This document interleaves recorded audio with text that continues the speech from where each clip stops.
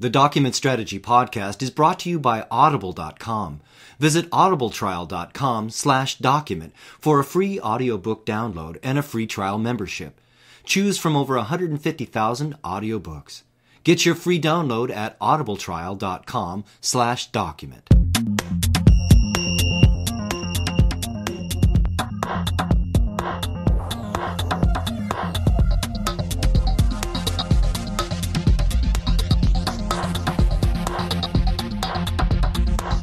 Welcome to the Document Strategy Podcast, where we reach worldwide to talk to thought leaders, innovators, and subject matter experts to explore communication and information strategies that break new ground in business performance. I'm your host, Kevin Crane. Welcome to the show. This time around, I'm pleased to have Joel Gurin on the broadcast. Joel is a senior advisor at the Governance Lab at New York University.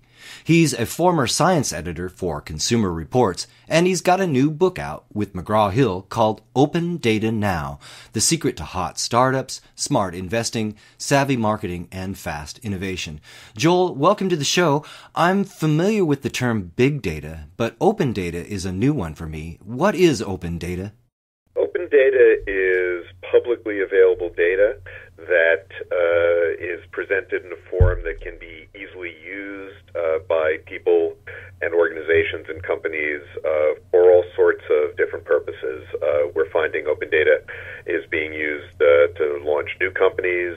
Existing companies are using it to improve their marketing, improve their strategy. It can be used to solve very complicated problems through data analysis, to spot trends, or in other ways to serve both the needs of business and the public.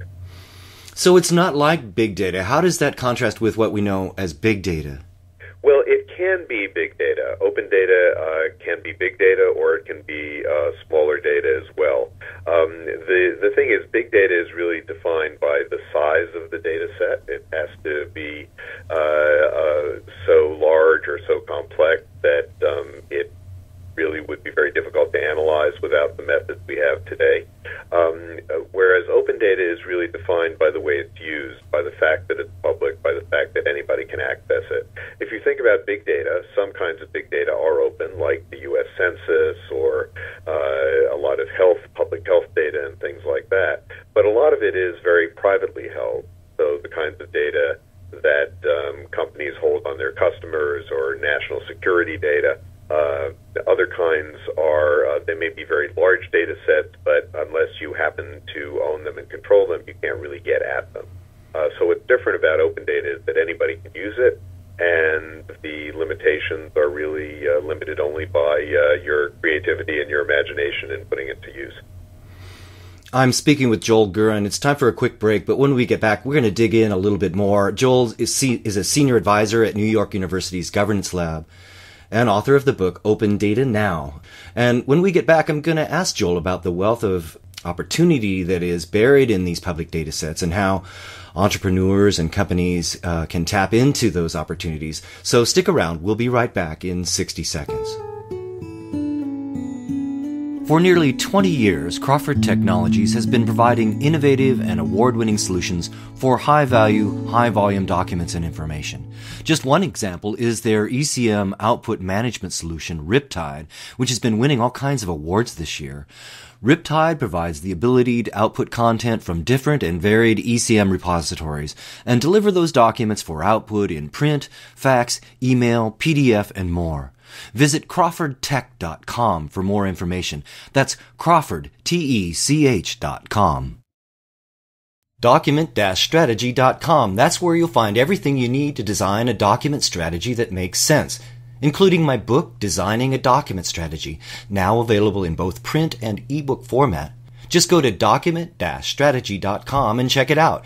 That's document-strategy.com. You're listening to the Document Strategy Podcast.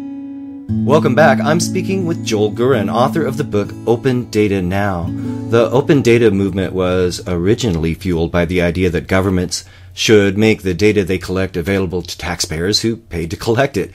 And indeed, President Obama last year signed the Open Data Executive Order, making this public information available to the public. Joel, you say that there's a wealth of opportunity in all of this open data. How so, and what are those opportunities? Well, one thing I should mention is that in addition to the book, I'm now heading up a study called the Open Data 500 at the Governance Lab at NYU. It's supported by the Knight Foundation. And what we're doing there is we're studying 500 companies that have used open data in different kinds of ways. So we're seeing a lot of different examples. And one of the interesting things is that they're all over the place. They're really in every sector of the economy. So some of the most familiar examples are companies that do weather prediction, or one now called the Climate Corporation that does a lot of work on figuring out how to help farmers succeed by looking at combinations of weather and soil conditions and all those kinds of things, so new kinds of agriculture. A lot of companies are using open data on finance to help investors choose which companies they want to invest in. People are starting to use it in education to help kids and their parents choose colleges more wisely. We're seeing it in the energy sector, where open data can help make energy use more efficient. And we're seeing it just in any number of other places as well. Certainly healthcare is another one where it's being used to help people choose high-quality care at an affordable price. It really is a revolutionary time with all kinds of data use going on now that's been made possible by the release of more and more of this open data. One of the ideas of using open data that you talk about in the book that I found most interesting, at least in relation to our audience here at the podcast, is the idea of using open data to develop more savvy communication and marketing strategies. Can you talk a little bit more about that? Sure. Now, open data, remember the definition of open data is that it's any kind of data that's publicly available. So a lot of that comes from the government, or either federal or state or local governments. But a lot of it can also just come from social media. I mean, if you think about Twitter, we're now up to 3 billion tweets a week worldwide.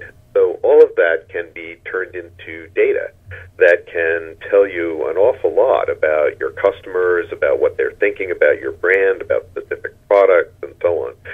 So what we're finding now is a lot of companies are turning to Twitter, to other kinds of social media, to try to figure out what they can learn from about their how their products are being perceived. And once they know that, they can market in a much more informed and more intelligent kind of way. You can learn things from social media and the open data that comes from it that you can't really learn from a survey or a focus group, because it's spontaneous. You're not just limited by the questions that you think to ask people. You can really look at everything they're talking about, whether you have asked them or not. And that's what makes it very uniquely powerful for marketers.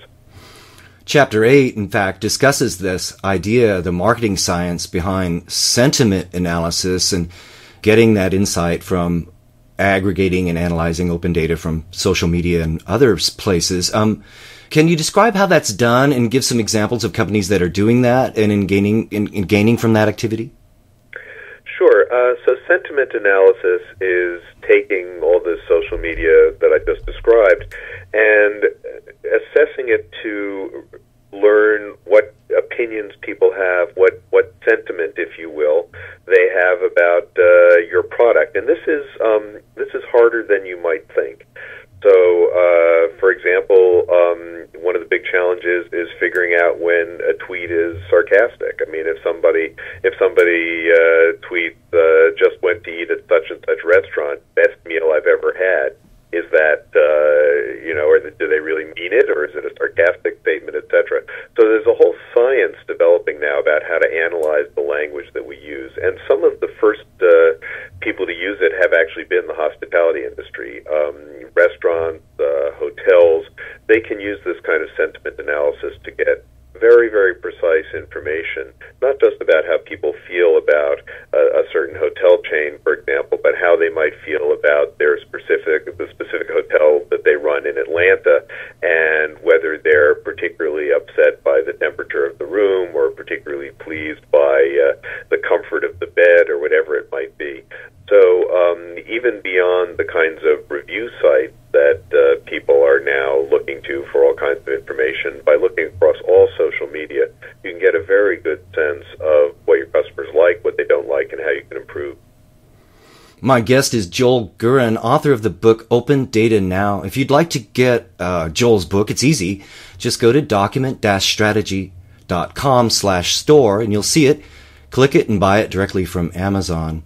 That's document-strategy.com/store. Joel, so really, we're talking about reputational data. You talk about it in your book.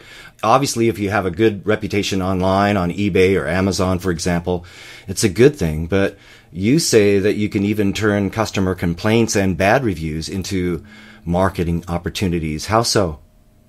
Well, you have to think one of the things about open data is that it just as with the web in general, we're at a time when everything is public. And what open data is about is realizing that it's not just individual comments that are public, but all the data that you can get by looking at all of these customer comments at one time. So one of the things that's happened is that customer complaints are now being treated much more seriously, both by a few websites that have sprung up to try to collect them, but also by government agencies. The Consumer Financial Protection Bureau, for example, keeps a very public database of the complaints that they get about banks and financial services. They analyze them. Other people can analyze the data to rate banks according to their customer service. And there have been some recent articles about how banks are now beginning to take this information very, very seriously and improve their customer service as a result. But one of the concepts that have come out of this for people who are working with consumer complaints is a concept called social customer service, right? So it's the idea that you're going to use social media not just in a way that you defend yourself against it, but that you actually can use it to improve your brand and your brand image. So if you get a complaint that's very public, that can be damaging. On the other hand, if you work with the customer who complained, if you resolve your complaint, if they then post something about how great your company was about resolving it and how wonderful your customer service was, then that can actually become a plus. So more and more, it's about thinking of all the information out there as data about your company and thinking about the way that you handle these kinds of issues as additional data that can become positive data about your company as well. It's time for another quick break. I'm with Joel Gurin. He's a senior advisor at NYU's Governance Lab, and we're talking about open data, public information that is freely available to anyone. But what about our privacy? I mean, today we're worried about everything from email spam to NSA spying. Do we have a new thing to worry about now? When we get back, I'll ask as we return with this episode of the Document Strategy Podcast. Do you have great ideas but need expert writing skills to make them leap from the page? Do you have a great product or service that needs better exposure to new customers, potential partners, or the media? Crane Communications Group is a strategic communications agency focused on the document management and customer communications industries. Expert writing and editing, audio success stories and custom podcasts, effective media relations, and dependable and professional industry-focused expertise and service. There is no other writing and communications agency with more expertise in the industry. Find out more today at cranegroup.com. That's CRAINE, cranegroup.com. Promotional consideration for the Document Strategy Podcast has been provided by McGraw-Hill. Visit mhprofessional.com. You're listening to the Document Strategy Podcast. Welcome back. I'm with Joel Gurin, and we're discussing open data. Data that is largely government data that is free and open to the public and private sectors to use for business, research and analysis, marketing strategies. But Joel, with all the concern about privacy and NSA spying and data hacking at Target and all of that, how concerned should consumers be about open data with respect to privacy? The thing about open data is that by definition, it's not just data that happens to get out in the open one way or another. When we talk about open data, we're talking about data that has been released on purpose for the public good or for businesses to use. So, for instance, when the census or the Weather Service release data, they're doing it because they see the data as really useful to the public and it doesn't threaten or harm anybody to put it out there. So when you think instead about some of the leaks that have come from national security or things like instances where credit card numbers are stolen by the millions, this isn't really open data. This is a data breach. This is a data leak. It's not meant to be open in that kind of way. So those are problems that we would have regardless, whether there was an open data movement or not, whether there was a presidential order about open data or not. We would always have this risk that things that are supposed to be private would become public inadvertently, or in the case of credit cards, through criminal activity. That it's a huge issue. It's something that really is more of an issue with big data, because when you have these really large data sets, there's more data to steal. And it's one that I know all kinds of companies and government agencies are taking very, very seriously. And it's a problem we have to solve, but it's not really a problem of open data, because open data is data that should be open, that's meant to be open, and that is released on purpose for a lot of good uses. I see. So it's really the opposite. Open data is a good thing because we want this information and data to be open and free and available to spur innovation and business. And I want to ask about open data and innovation. You have a chapter titled Tapping the Crowd for Fast Innovation, and how it is especially useful for scientific and medical research, but also many other areas. What do you mean? Is that like crowdsourcing or crowdfunding only for information collaboration, or? It's exactly right. It's crowdsourcing for information collaboration is a very, very good way to think about it. And there are a couple of ways this is happening, which particularly in science, which I think are very exciting. One is that some kinds of scientific tasks are now being crowdsourced in ways that make them much, much easier to do. For example, there are astrophysicists in England who are doing a study of the way galaxies are formed. And to do this study, you have to actually look at all these space telescope images. You can't have a computer do it. Computers are not good at finding what humans are able to find. But to do a particular study, you might have to look at hundreds and hundreds of thousands of these images. Well, no one researcher can do this, without going crazy. So what these scientists at Oxford did is they posted these images online. They recruited volunteers to help them identify which galaxies were in which category, and they got hundreds of thousands of people engaged in doing this. So this was using the crowd, using volunteers who really just wanted to help advance science and were thrilled to be able to do it, to do a very important job. But what's even more exciting, I think, is when scientists share data with each other. So in a number of medical areas, particularly now, like cancer research or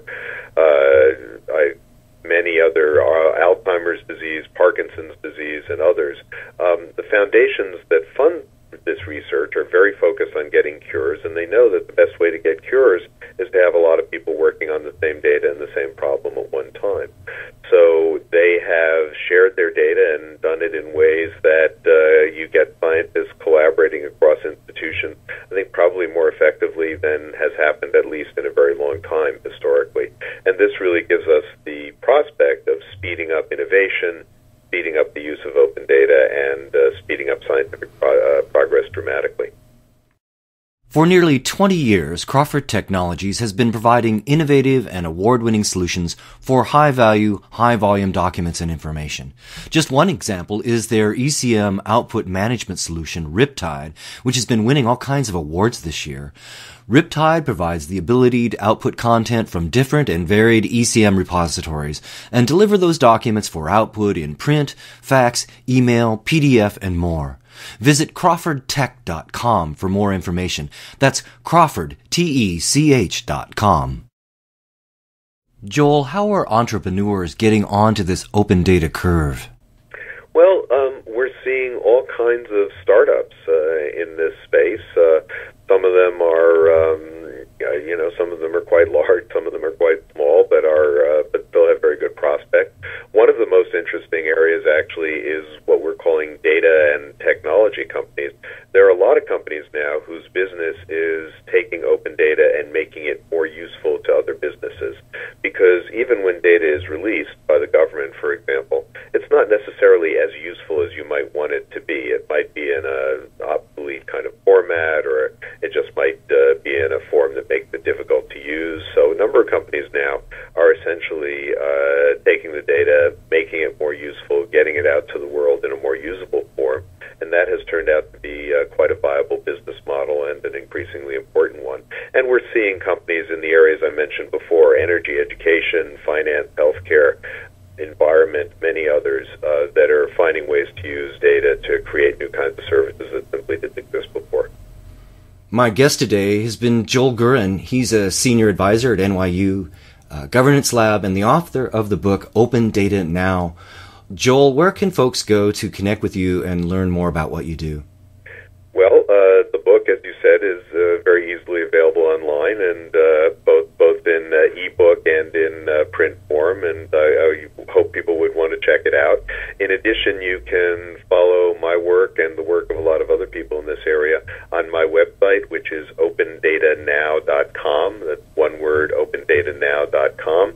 And to read more about what we're doing at the Governance Lab, you can check out the GovLab. That's the word the GovLab as one word .org. So either opendatanow.com for work specifically on open data, or the govlab.org for some of the other work that we're doing about how government can use technology to improve all our lives.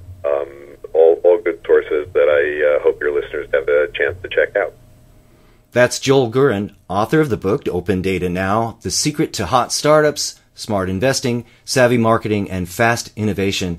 If you'd like to get a copy of his book, it's easy. Just go to our website at document-strategy.com, click on the store, and there it is. That's document-strategy.com/store, and you can buy it directly from Amazon. Joel, I want to thank you for taking time out of your busy schedule to be with us, and I hope you'll come again soon. Well, Kevin, thank you very much. It's been a pleasure.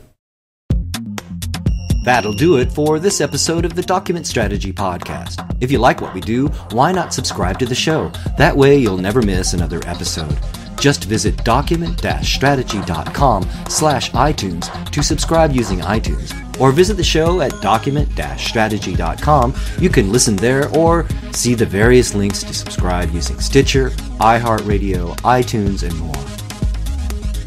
Otherwise, join us next time when we continue to reach worldwide to talk to thought leaders, innovators, and subject matter experts to explore communication and information strategies that break new ground in business performance. I'm your host, Kevin Crane. Thanks for listening.